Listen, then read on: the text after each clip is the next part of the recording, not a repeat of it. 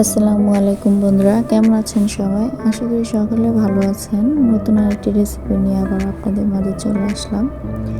আজকের রেসিপি একদম সহজভাবে লাল শাক ভাজা।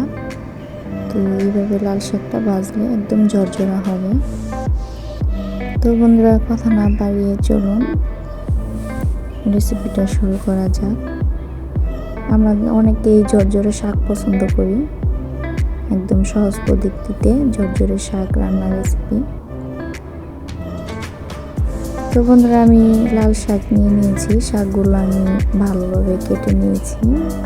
দেখতেই পাচ্ছেন আমি কীরকম সাইজে কেটে নিয়েছি। তো এবার আমি শাকগুলোকে খুব সুন্দরভাবে ধুয়ে নেব পানিতে। আমি 2-3 বার ডুবো ডুবো পানিতে শাকগুলো ভালোভাবে ধুয়ে নেব। এরপর একটি প্যানে আমি দিয়ে দিব তেল। তেলটা গরম করে আমি এখানে দিয়ে দিব পেঁয়াজ।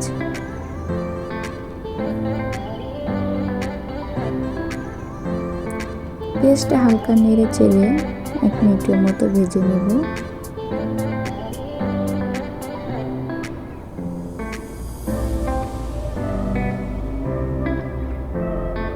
এবার আমি দিয়ে দিব কয়েকটা রসুন কুচি। এবার আমি রসুনটাকে আর পেঁয়াজটাকে ভালো করে ভেজে নেব।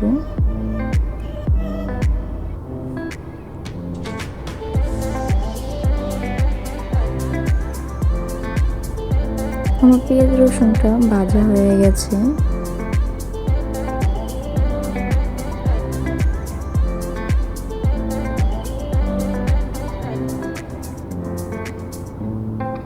এবার এখানে আমি শাকগুলা দিয়ে দিব।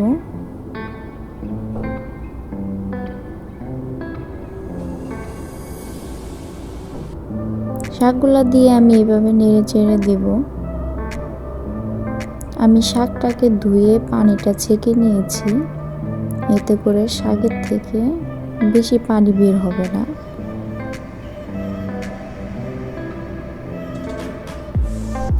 এভাবে আমি শাকটাকে ভালো করে নেড়ে চেড়ে দেব। দিয়ে দিব আমি হালকা পরিমাণে লবণ।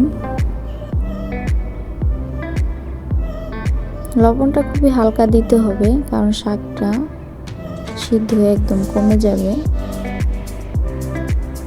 দিয়ে দিয়েছি 3টার মতন কাঁচামরিচ। এবার আমি শাকটাকে আবারও নেড়ে চেড়ে ঢেকে দেব।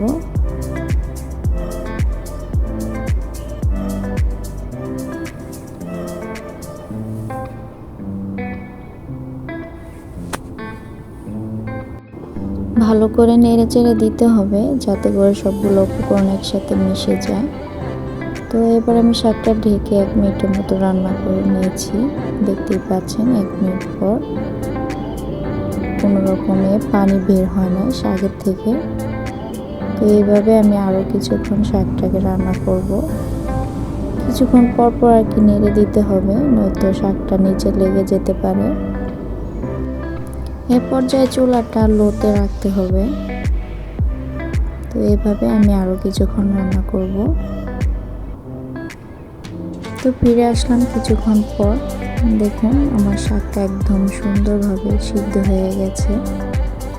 তো বন্ধুরা, রেসিপিটা ভালো লাগলে প্লিজ লাইক, শেয়ার এবং সাবস্ক্রাইব করে পাশেই থাকবেন। সকলে ভালো থাকবেন। আল্লাহ হাফেজ।